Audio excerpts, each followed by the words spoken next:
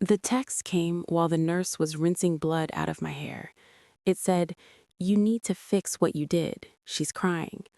I thought he sent it to the wrong person because I was still on the hospital bed with gravel stuck in my palm.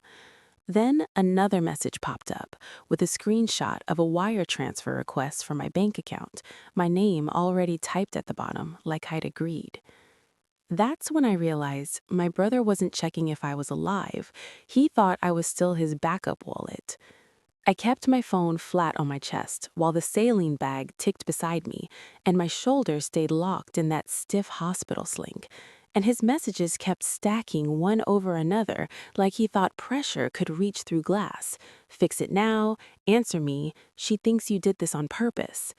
And I watched the typing dots appear and disappear while the smell of antiseptic sat in my nose, and all I could think about was how normal this felt. Not the hospital part, but him needing something while I was the one bleeding. Because this wasn't new, it was just louder, just brighter, just harder to pretend I didn't see it. And I scrolled back through our old chats with my thumb slow because my wrist was shaking, and there it all was, lined up neat like receipts. Him asking for deposits, him asking for cosigner forms, him asking me to temporarily move money. Always temporary, always urgent, always right now. And every time I said yes, because growing up, he was the one everyone called sensitive, and I was the one everyone called capable, so the job stuck. He got comfort, I got responsibility. And the pattern was so normal, I used to think that was just how siblings worked until today, when I saw the wire form he sent already filled out with my name typed in cursive font like a signature sticker.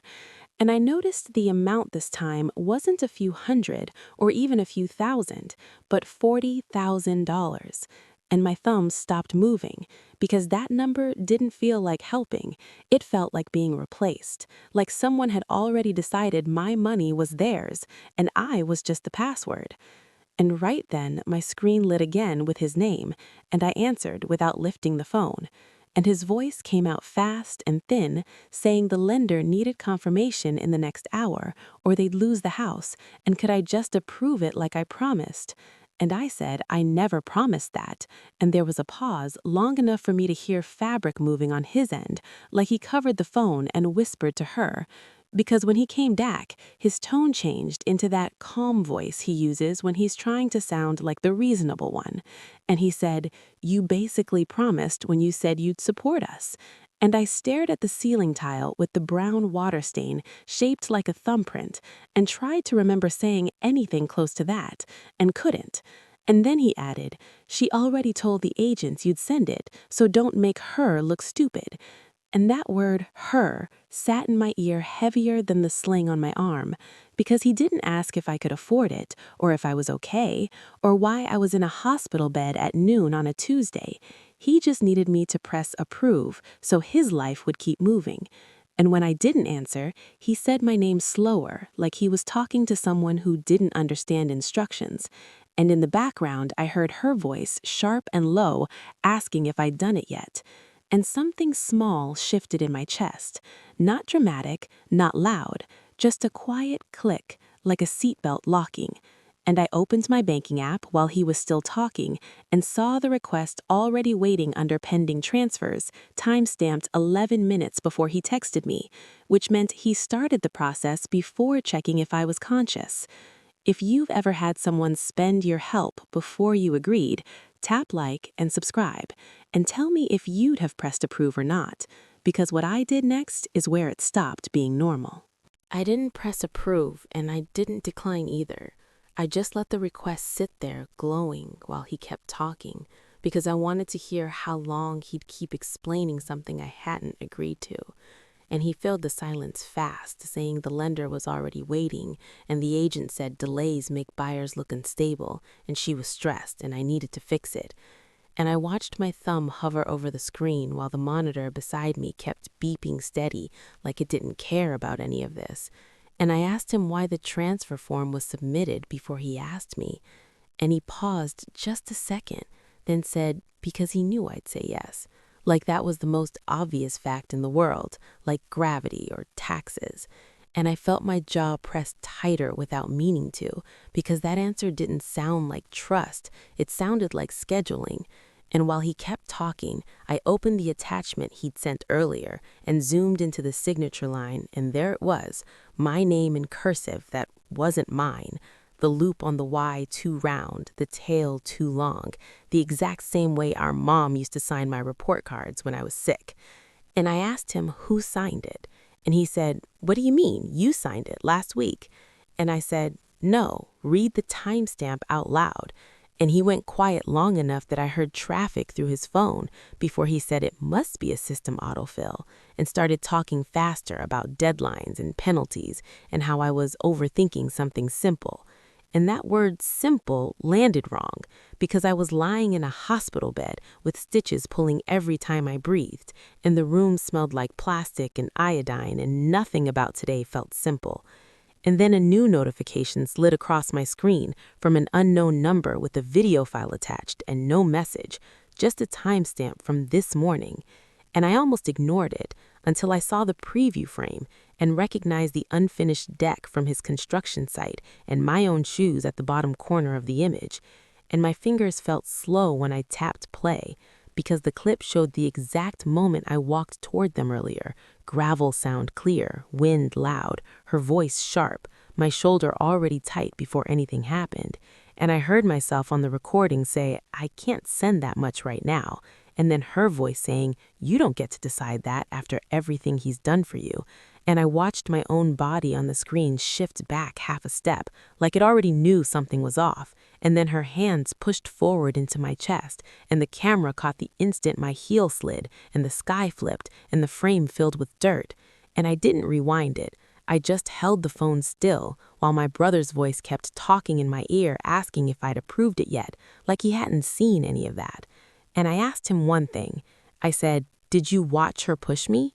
And the line went silent so fast I thought the call dropped, until I heard him breathe once and say, "You slipped, not pushed, slipped," like he was correcting a typo instead of describing a fall.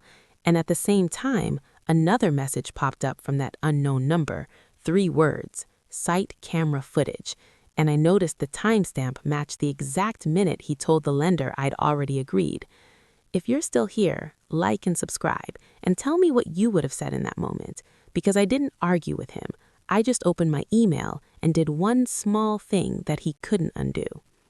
I didn't raise my voice, and I didn't tell him about the video. I just pulled the phone away from my ear and set it on the tray table so he kept talking to the air.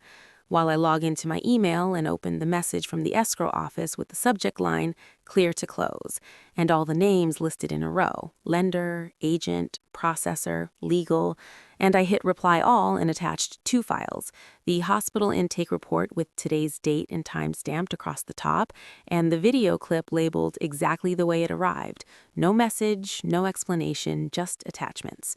And then I pressed send and lifted the phone back to my ear, and he was still mid-sentence saying I needed to stop being difficult.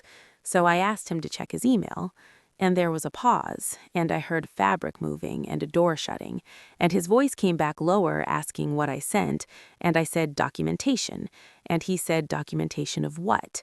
And right then my screen lit with a new message banner from the title company that said funding paused, discrepancy reported. And I watched those words sit there while he opened his inbox, because I could hear the tiny echo of his own breathing, like he'd forgotten to mute himself. And when he spoke again, his voice didn't sound organized anymore. It sounded like when someone reads something twice, hoping it changes. And he said, "Why would you send medical forms?" And I told him to scroll. And there was a long stretch of nothing except faint background noise. And then he said her name once, not loud, just flat. And I pictured his face doing that still look he gets when something doesn't fit the version he already decided was true.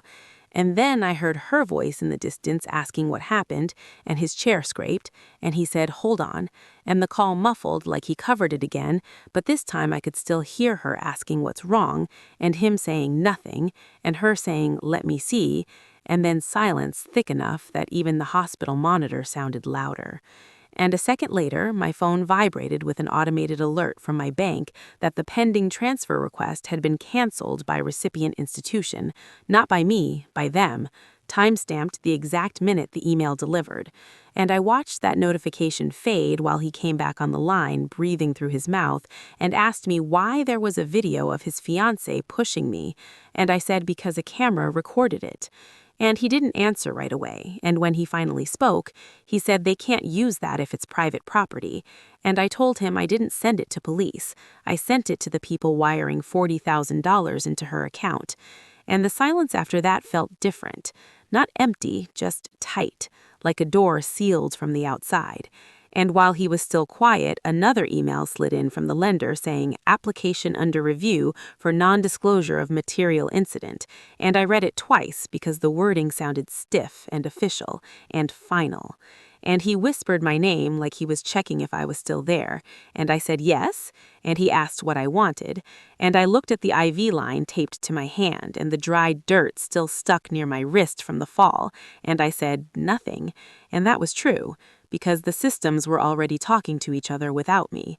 The bank, the lender, the agent, all those quiet offices with fluorescent lights and forms and policies. And I didn't have to explain anything else. I just had to not interrupt. And through the phone, I heard her ask him again what was happening, and this time his answer came out thin and small, saying the funding stopped. And I could hear her steps getting closer, and then her voice right near the speaker saying, "Stopped how?"